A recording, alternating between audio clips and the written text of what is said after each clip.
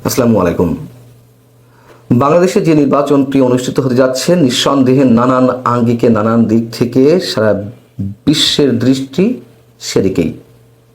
এবং আওয়ামী লীগ বিরোধী এই যে নির্বাচনটি তা আসলে দক্ষিণ এশিয়ার জন্য কতটা হুমকির অথবা যুক্তরাষ্ট্রের জন্য বা কতটা স্বস্তির সেই প্রশ্ন তুলে এই নির্বাচনকে কতটা সার্টিফিকেট দেবে যুক্তরাষ্ট্র তা বলার চেষ্টা করেছেন মার্কিন গবেষক এবং রাজনৈতিক বিশ্লেষক মার্কিন বুদ্ধিজীবী মাইকেল রুবিন। সম্পর্কে আরেকটু বলে নিই যে তিনি আমেরিকান এন্টারপ্রাইজ ইনস্টিটিউটের সিনিয়র ফেলো এবং মার্কিন প্রতিরক্ষার সদর দপ্তর পেন্টাগনে যার রয়েছে যথেষ্ট প্রভাব এমনটা শোনা যায়। সেই মাইকেল রুবিন একদিন আগে ইনস্টিটিউট ফর স্ট্র্যাটেজিক ডায়ালগের একটি অনুষ্ঠানে যে বক্তব্য দিয়েছেন তাতে মনে হচ্ছিল যে অডিয়েন্সের সামনে তিনি খুব সংক্ষেপে বাংলাদেশের একটি ইতিহাস বর্ণনা করে যাচ্ছেন। তিনি মন্তব্য করছেন শুরুতেই যে প্রেসিডেন্ট ডোনাল্ড ট্রাম্পের দ্বিতীয় মেয়াদের একটি অপ্রত্যাশিত সংকট এ সপ্তাহেই বাংলাদেশে ঘটতে যাচ্ছে। নির্বাচনকে উদ্দেশ্য করে তিনি বলছেন, তিনি তার বক্তব্যের শুরুতেই বলছেন যে 2024-এর 5 আগস্ট গণঅভ্যুত্থানে সাবেক প্রধানমন্ত্রী শেখ হাসিনা যে বাংলাদেশ ছেড়ে ভারতে চলে যেতে বাধ্য হলেন, সেই অভ্যুত্থানের কারিগর যারা ছাত্ররা সেই ছাত্রদের পক্ষ অবলম্বন করেছিল বাইডেন প্রশাসন, মার্কিন সাবেক প্রেসিডেন্ট জো বাইডেন। এবং ইরানের শাহের প্রতি তৎকালীন মার্কিন প্রেসিডেন্ট জিমি কার্টারের যে দৃষ্টিভঙ্গি ছিল তার মতোই বাইডেন প্রশাসনের পররাষ্ট্রমন্ত্রী অ্যান্টনি ব্লিংকেন এবং তৎকালীন জাতীয় নিরাপত্তা উপদেষ্টা জ্যাক সুলিভান একইভাবে শেখ হাসিনার প্রতি দৃষ্টিভঙ্গি পোষণ করেছিল এবং তাদের ব্যক্তিগত ক্ষোভের জায়গা থেকে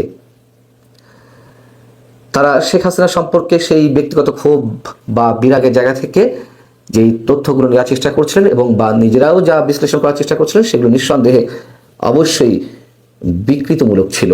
তারা সহজেই একটি মিথ্যা বয়ান বিশ্বাস করে ফেলেছিল যে তখন স্বৈরাচারী একনায়ক শেখ হাসিনা নির্বিচারে ছাত্রদেরকে হত্যা করছে।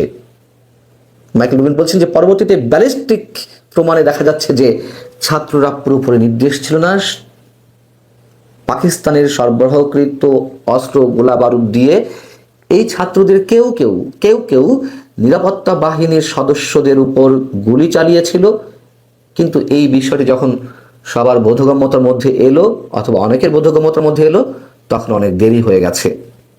তিনি বলছেন হাসিনার অপসারণের পর জামায়াতে ইসলামী প্রধান শক্তি হিসেবে আবির্ভূত হয়েছে এবং তারা 2006 সালের নোবেল শান্তি পুরস্কার বিজয়ী মোহাম্মদ ইউনূসকে তাদের মুখপাত্র হিসেবে ব্যবহার করে আসছে।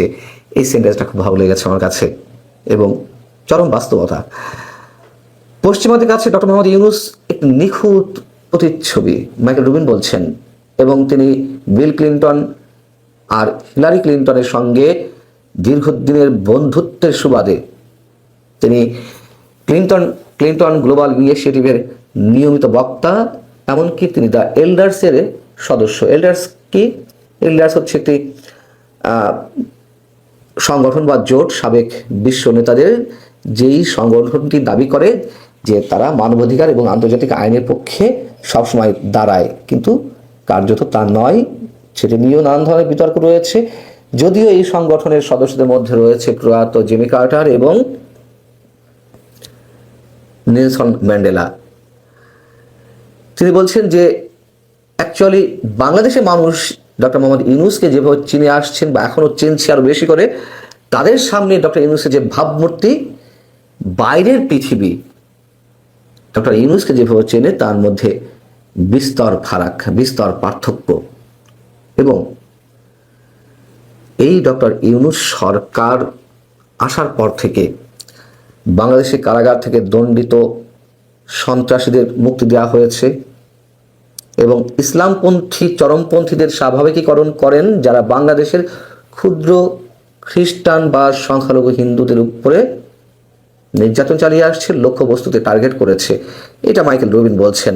এবং তিনি এই জায়গায় এসে ডক্টর মোহাম্মদ ইউনূসকে তুলনা করেছেন মিয়ানমারের কথিত গণতান্ত্রিক নেত্রী অং সান সুচি যদিও মাইকেল রুবিন অনেক পরে এসে এই তুলনাটি করেছেন, বাংলাদেশের মানুষ অনেক আগে থেকেই এই তুলনা করা শুরু করে দিয়েছেন। তিনি বলছেন কার্যত ডক্টর মোহাম্মদ ইউনূস বার্মিজ রাজনীতিক, যেহেতু যুক্তরাষ্ট্র এখনো মিয়ানমারকে মিয়ানমার বলে না, তারা বর্মা হিসেবে ট্রিট করে, সেই জায়গা থেকে তিনি বলছেন যে ডক্টর মোহাম্মদ ইউনূস বার্মিজ রাজনীতিক ও সাবেক নোবেল বিজয়ী অং সান সুচির মতো আচরণ করেন সংখ্যালঘুদের প্রতি অসহিষ্ণুতা প্রকাশ পাওয়ার পর, যার আভা ম্লান হয়ে যায়। অর্থাৎ তিনি বলতে চেয়েছেন যেহেতু আমরাও সবাই আশা করেছিলাম যখন কিনা অং সান সুচি মিয়ানমারের স্টেট মিনিস্টার হলেন, তখন বিশ্ববাসীর ধারণা ছিল, শুধু আমাদের না, যে তিনি সেখানকার সংখ্যালঘু রোহিঙ্গা জনগোষ্ঠীর প্রতি সহানুভূতিশীল হবেন, তাদের পক্ষে অবস্থান নেবেন, তাদের নাগরিকত্ব দেওয়ার বিষয়টি তিনি নিষ্পত্তি করবেন। কিন্তু উল্টো দেখা গেল যে অং সান সুচি সগৌরবে রোহিঙ্গাদের বিরোধিতা করতে লাগলো, রোহিঙ্গাদেরকে মানুষ হিসেবে স্বীকৃতি তিনি দিতে চাইলেন না, নাগরিক হিসেবে স্বীকৃতি দিতে চাইলেন না, এবং তার কথাবার্তা, তার কর্মকাণ্ড এমন মনে হলো যে তারা মানুষ নন। সেই জায়গাতে ডক্টর মোহাম্মদ ইউনূসকে তুলনা করছেন মাইকেল রুবিন। তিনি বলছেন যে ইউনূসের দল বৃহস্পতিবার বা 12ই ফেব্রুয়ারিতে যে নির্বাচনের জন্য নির্ধারণ করেছেন, তাতে আওয়ামী লীগকে নিষিদ্ধ করেছে। ফলে বাংলাদেশিদের সামনে কেবল উগ্র ইসলামপন্থী বনাম উগ্র ইসলামপন্থী, মানে বিএনপিকে তিনি ইসলামপন্থী হিসেবে উল্লেখ করতে চেয়েছেন। এই জায়গাটিতে হয়তো কারো কারো দ্বিমত থাকতে পারে। যাও, দুটি একই ধারার প্ল্যাটফর্মের মধ্যে পছন্দের সুযোগ রয়েছে, কিন্তু কোনো বিকল্প বা ধর্মনিরপেক্ষ কোনো শক্তিকে বেছে নেওয়ার কোনো সুযোগ নেই। এবং এখানে লক্ষণীয় শুধু এই জায়গাটি ছাড়া, তাও বিএনপি নাম উল্লেখ করেনি, আর কোথাও বিএনপির উদ্দেশ্যে মাইকেল রুবিন কিছু বলেননি। তিনি তার যে আতঙ্কের কথা প্রকাশ করতে চেয়েছেন, যে বাংলাদেশে উগ্র মৌলবাদী শক্তির যে চরম উত্থানের একটি সম্ভাবনা দেখা দিয়েছে, কোথাও কোথাও তার বাস্তবতার প্রমাণও বা নজির মিলেছে, সেই জায়গাটিতে তিনি আতঙ্কিত, এবং সেই আশঙ্কা থেকে যুক্তরাষ্ট্রের উদ্দেশ্যে তিনি এই কথাগুলো বলছেন। এবং তিনি বলছেন যে এই পর্যন্ত এসে স্টেট ডিপার্টমেন্ট, মার্কিন পররাষ্ট্র দপ্তর এইসব পরিস্থিতি নিয়ে প্রায় ঘুমিয়ে আছে বলে মনে হচ্ছে। সম্প্রতি একটি অডিও রেকর্ড যে প্রকাশিত হয়েছে, ফাঁস হয়েছে ওয়াশিংটন পোস্টে, সেটাকে ইঙ্গিত করে তিনি বলছেন এখানে ঢাকায় বর্তমান মার্কিন দূতাবাসের একজন রাজনৈতিক কর্মকর্তা ছাত্রদের কাছে ক্ষমতার দ্বারপ্রান্তে থাকা উগ্র গোষ্ঠী জামাত ইসলামের সঙ্গে পরিচয় করিয়ে দেওয়ার জন্য অনুনয় করেছেন, এবং এই সাবেক মার্কিন ডেপুটি চিফ অব মিশন জামাত ইসলামের পক্ষে অঘোষিত লবিস্ট হিসেবে কাজ করছে, তারা জামাতকে ক্ষমতা দেখতে চায় এমন মন্তব্য করেছে। এবং জামাত ইসলামের মতন একটি সংগঠন বা রাজনৈতিক প্রতিষ্ঠানকে সমর্থন দিয়ে তারা মূলত সন্ত্রাস সহানুভূতিশীল হিসেবেই নিজেকে চিহ্নিত করছেন। এমনকি মার্কিন সমর্থনের ইঙ্গিতও এই দলের প্রতি রয়েছে। তিনি প্রশ্ন তুলছেন যে, প্রশ্ন হলো, পররাষ্ট্রমন্ত্রী মার্কো রুবিও, ট্রাম্প প্রশাসনের যিনি পররাষ্ট্রমন্ত্রী, তিনি কি বাংলাদেশের বর্তমান বিপদের স্বরূপ অনুধাবন করবেন, নাকি সেই আগের মতোই মার্কিন স্টেট ডিপার্টমেন্ট যেমন তাদের পছন্দসই কোনো দল ক্ষমতায় এলে কোনো দেশে যেমন অভিনন্দন জানায়, ধন্যবাদ জানায়, ঠিক বাংলাদেশে যা ঘটতে যাচ্ছে সেটি তারা করবে? উগ্র মৌলবাদী গোষ্ঠী উত্থান ঘটলে তাদেরকেও অভিনন্দন জানাবে কিনা? তিনি বলেন যে যুক্তরাষ্ট্রের এই মুহূর্তে উচিত কোনো অনির্বাচিত কর্মকর্তা যখন বৃহত্তম দলকে নিষিদ্ধ করেন, তখন সেই নির্বাচনে কোনো বৈধতা থাকতে পারে না। আর রাজনীতিকটা মূলধারার দল নিষিদ্ধ করেন না যদি না তারা প্রতিযোগিতামূলক নির্বাচনে হেরে যাওয়ার তুমুল আশঙ্কা না করে।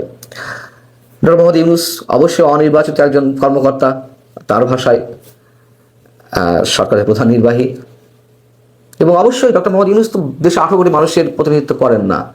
তিনি তো প্রতিনিধি হয়ে এসেছেন সেই তুমুল অস্থির সময়টিতে যারা শক্তিতে বলিয়ান, সেই ছাত্রদের প্রতিনিধি হয়ে তিনি সরকার প্রধান হয়েছেন। এবং এমন একজন অনির্বাচিত সরকার প্রধানকে যুক্তরাষ্ট্র সমর্থন করবে কিনা সেটি তো অনেক পূর্ণ হয়ে গেছে। বরং এই যে নির্বাচনে আওয়ামী লীগকে নিষিদ্ধ করা হয়েছে এক কলমের খোঁচায়, সেটিকেও যুক্তরাষ্ট্র সমর্থন করবে কিনা। তিনি বলছেন যে প্রায় 20 কোটি জনসংখ্যার একটি বাংলাদেশ যদি সন্ত্রাস সমর্থক হয়ে ওঠে, মানে সন্ত্রাসের রাষ্ট্রে পরিণত হয়, এবং যুক্তরাষ্ট্র ভারত ও ধর্মীয় স্বাধীনতার প্রতি শত্রু ভাবাপন্ন হয়, তবে তা হবে এক যুগান্তকারী পরিবর্তন। অর্থাৎ এই অঞ্চলের বা এই সাবকন্টিনেন্টে যে অস্থিরতা দেখা দিতে পারে সেই জায়গাটির জন্য বীজ রোপণ করছে সম্ভবত এই নির্বাচন, এমনটি তিনি বলতে চেয়েছেন। এখন মাইকেল রুবিনের কথা কতটুকু শুনবে ট্রাম্প প্রশাসন বা কতটুকু গুরুত্ব দেবে আন্তর্জাতিক বিশ্ব আমরা জানি না। যদি তার আশঙ্কাটি সত্য হয়ে থাকে যে এখানে উগ্র মৌলবাদী গোষ্ঠী নেতৃত্বে আসবে বাংলাদেশের মানুষের